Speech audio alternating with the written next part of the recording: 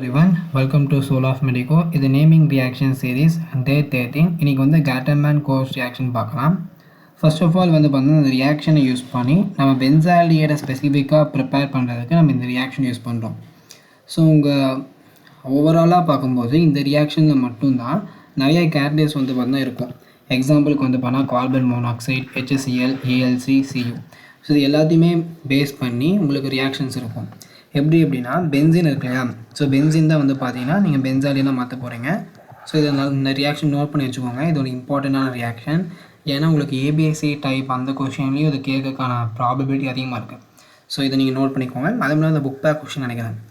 So இதை வந்து பார்த்தீங்க அப்படின்னா carbon monoxide, HCl, Cu, Cl, AlCl3 இதோட ரியாக்ட் பண்ணால் என்ன ஆகும் அப்படின்னா பென்சாலியர் ஃபார்ம் ஆகும்.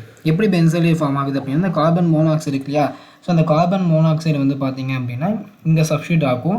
அதுக்கப்புறம் இந்த HCl வந்து பார்த்திங்கன்னா அந்த H+ கொடுத்து அங்கே ஆல்டிஹைட் ஃபார்ம் ஆகும். ஸோ அது உங்களுக்கு தேவையில்லை. நீங்கள் இந்த மாதிரி எழுதினாவே வந்து பார்த்தீங்கன்னா போதும். ஸோ ஜஸ்ட்டு பென்சின் எழுதி இந்த பென்சின்லேருந்து பென்சாலியேட் இந்த ரியேஜன்ஸ் மட்டும் எழுதுனீங்க அப்படின்னா இந்த ரியாக்ஷன் வந்து பார்த்தீங்கன்னா கரெக்டாக கொடுத்துருவாங்க, ஃபுல்லாக கொடுத்துருவாங்க. ஸோ இது ஈஸியாக தான் இருக்கும்னு நினைக்கிறேன். ஸோ இந்த ரியேஜன்ஸ் மட்டும் நாம் வச்சுக்கோங்க. எதுவாக மாறுது கார்பன் கோர்ஸ் ரியாக்ஷனில் பென்சின் வந்து பென்சாலியால் மாறுது. ஸோ அது மட்டும் தெரிஞ்சால் போதும். ஸோ நெக்ஸ்ட் ரியாக்ஷன் அடுத்த வீடியோவில் பார்க்கலாம். தேங்க்ஸ் ஃபார் வாட்சிங்.